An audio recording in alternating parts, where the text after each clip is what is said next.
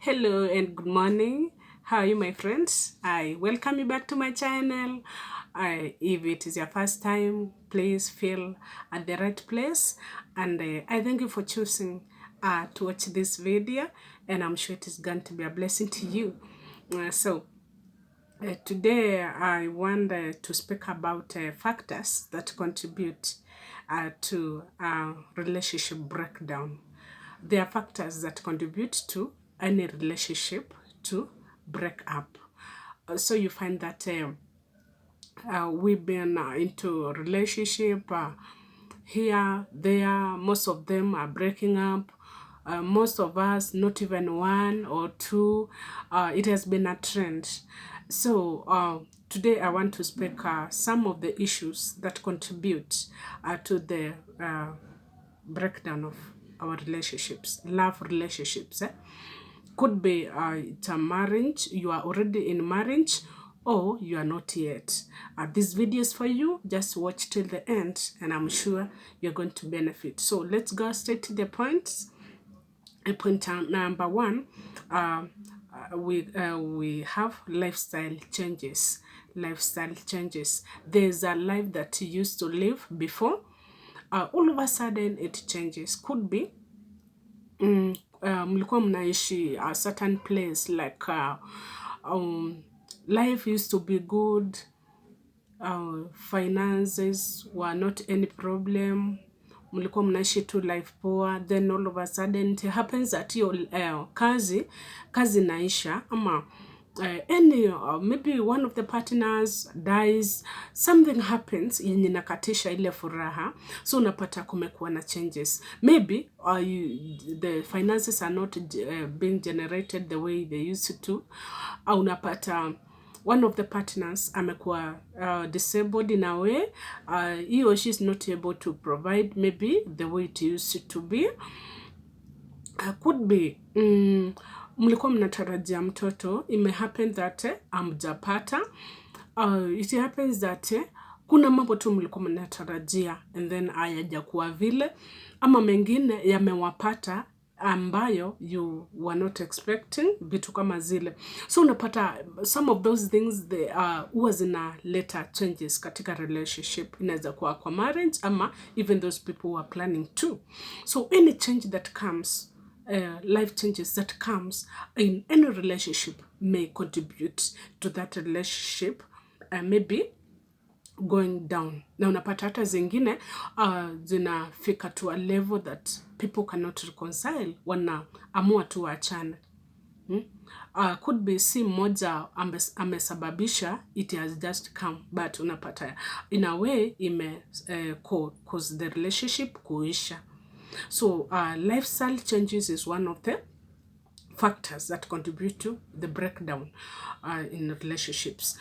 The second factor is trust issues.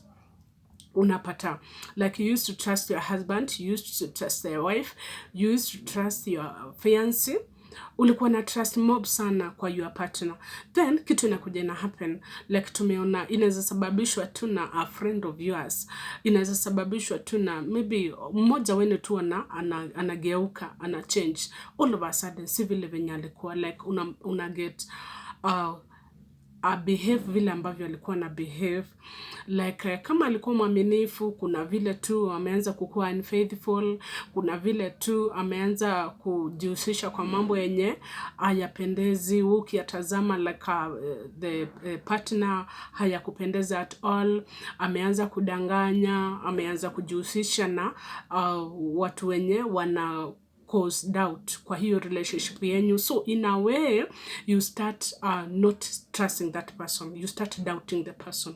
So trust issues, watu hawaaminiani, inaweza cause the relationship to break.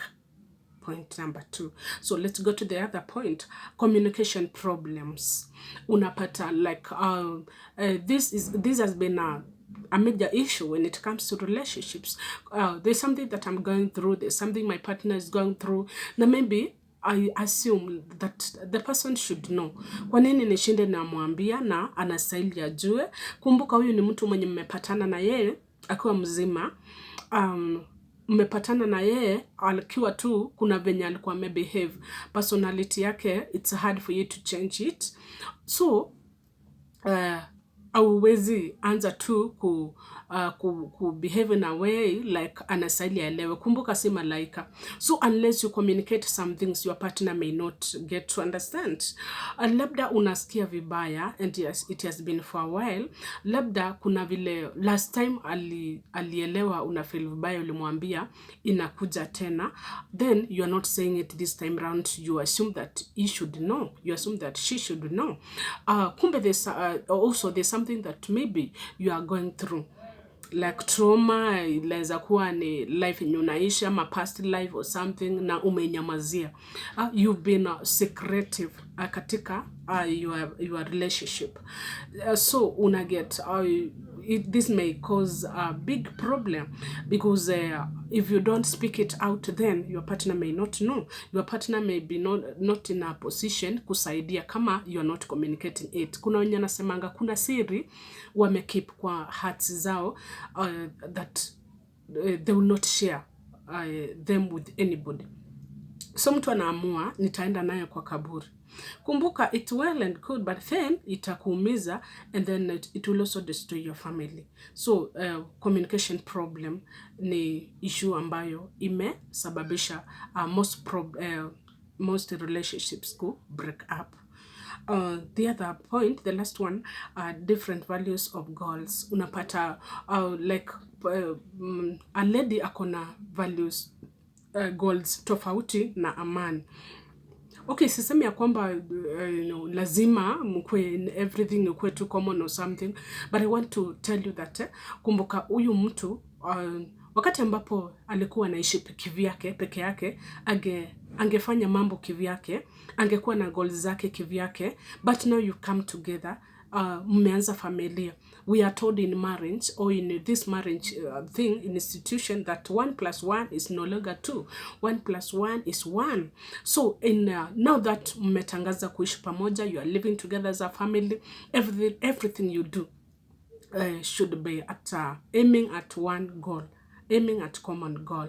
So ukipata mse like anaenda hivi, the wife anaenda the other way, ama mmoja anaenda vile, mwingine anaenda vile, they are not having common goals, then inaweza leta shida. Like mimi naamua nataka by the end of this year tukue tumejenga, maybe you shall go or something, then my partner naye anasema by the end of the year na mimi nataka tukue tumenunua gari, and then mimi nakwama pale kwa nyumba nataka kujenga, naye anakwama pale kwa gari anataka tununue gari. So unapata if you are not going to come together to settle at one goal, then we are going to miss it.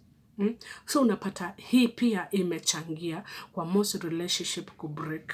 Maana huyu anasema huyu haizi nisikiza, huyu mwingine anasema na wewe haizi nisikiza, and by the end of the day unapata like kama you are expecting finances from the husband na yeye a support chenye unafanya, so hapo ni shida. Mimi nilikuwa na expect kile anapata tusaidiane tujenge, na yeye anaamua ya kwamba kile ako nacho anataka kununua gari. So unapata we are moving in different directions, aiming at different goals. So by the end of the day hatutamit any of them, na hata kama tutamit kutakuwa na ile disagreement, like wewe hiyo ilikuwa yako na wewe hiyo ilikuwa yako. Like in marriage you don't have that word like mine. In marriage institution we usually say ours, like vitu ni zetu, nyumba ni yetu, familia, everything, watoto ni wetu, pesa ni zetu, but si yako. Ukiona familia yenye kona hiyo like this one belongs to me, this one belongs to him, this one belongs to her, this one belongs, and you are living together as a family, then there's a problem that you need to sit and you settle. A failure to that, you're going to face it rough in that family. So those are 4 factors which mainly contribute. I'm sure there are others, but these 4 mainly are the major ones. They are the major ones when it comes to bringing down relationships. It is good you think about that. If any of them has been affecting your family, then know how you should tackle them. Then I also have some tips on how you can restore a broken relationship. Is your relationship going down in a way? Are you not making ends to meet in a way in your relationship? Then I have tips for you. Tip number 1, acknowledge the problem. What is the cause? Ni nini ambayo inasababisha hiyo shida? Acknowledge. Kitu ya kwanza, acknowledge. Shida iko wapi? Like ukiona kitu haienendi vile ambavyo ulikuwa una expect, there must be a problem. So dig to know where the problem lies. Then tip number 2, identify the cause of the problem. Ni nini ambayo inasababisha hiyo shida? Kama ni huyu akusikizi, kama ni huyu anaenda nje akutrust anymore, shida iko wapi? Ilianza aje? And identify the cause. Ni nini kinasababisha that kind of a problem? Then be willing to forgive and then adjust. Akuwa na ule moyo wa kusamehea. Usikuwe kama watu wengine wanasemanga kile ambacho umenisamehea I will never forget. Like unaishi na mtu kwa nyumba moja and then umeamua hautawahi msamehea. Maybe ulimpata na mtu akifanya kile kitendo cha ndoa na ni mke wako ama ni bwanako, unaamua hautawahi msamehea. Kumbuka if you want God to forgive you, then you have to be willing also to forgive. And then wewe ambayo unataka ufanyiwe msamaha, that forgiveness, be willing to adjust. Like umesamehewa, usitende dhambi tena. Umesamehewa, usirudie kile ambacho ulikuwa umefanyia your partner. Adjust. Be willing to live ama disconnect with whatever you are doing, and then you start a new life. So forgive and then adjust. That one will help you. The other tip, communicate effectively. Any marriage, relationship, or courtship without communication has a lot of problems. Like you cannot move on if you are not communicating. Don't assume, don't ignore that the person did it the other day. Now she should be understanding how I feel. She should be understanding my moods or something. Communicate. Yeye si malaika akaize kujua chenye kwa moyo wako. Maybe how you are feeling yesterday is not the way you are feeling today, and you assume anastahili ajue. Usiassume that wife anastahili akuwa anajua kupika, anastahili ajue sijui akuwa anajua kufanya 1 2 3. Don't do what? Do not assume. Communicate. Kila ambacho unataka bwanako ajue, communicate. Kila ambacho unataka wife ajue, communicate. Kila ambacho unataka your fiancé ajue, communicate. And let it be effective. And then the other tip, focus on the positive. Always usikuwe mtu wa kutazama mabaya ya your partner. Like ajue kubrush vizuri, sijui analala sana, anangorota usiku, sijui anafanya vile. Those are minor things which you can talk, and then kama unaona inakukwaza mnaiongea mnamaliza, and then mpe tu time. Be positive. See the positive side of your partner. See what you saw the first time ulimpenda. Yes, ukiona hiyo itakusaidia. Lakini sasa ukiona negativities all the time, hapa kuna shida. So see the positive side of your partner. Be positive always. Speak positive concerning your husband, concerning your wife. Usikuwe wale wenye wanaenda pale salon wanaenda kusengenya mabwana zao. Unaenda pale hivyo unaenda kusengenya your wife with other people. Hiyo ni kuharibu. Hiyo si kujenga, ni kubomoa. Maana kuongea na wao itawapea faida ya kwamba they will also start kudharau, wataanza kudharau your partner. So do not do that. The best person to share your secrets with is your partner. Yeah. The other tip, seek professional help. Naweza kuwa imefika mahali you feel like, mahali imefika sasa, wacha tu tuachane cha ukweli. I don't want to listen to anybody. My husband does not listen to me. My wife does not listen to me. Seek professional help. Like look for a counselor, look for a person who is professional, who can counsel, who is mature in a way when it comes to the things of marriage. Talk to them. Then the other tip, don't give up, be patient. Give up haraka. Usikuwe ile mtu akusema huyu mali imefika sasa acha tu niinue mikono. Maybe the person was not made for me. Give him a second chance. Then wait, be patient. Usikuwe yule wa kukimbilia conclusions. As I've said, mmekutana na huyu mtu akiwa a grown up and wewe pia uko grown up, so kuna mambo mengi sana mnaweza pitana, so mkuje pamoja to come together and then agree, settle things, mkue mnaenenda pamoja, it will take time. So mmeona tu juzi and then you want your husband to behave the way you want, it does not work that way. Mmeona tu like 2 years, 5 years, 10 years, just give that person time. Give that person time because it takes time. Then be willing yani be patient with him. Ukiona kabisa I change na hana ikifika mahali anakuchapa and doing those vitu zenye wezi vumilia, sasa hapo hivyo you can step out for a moment as you pray.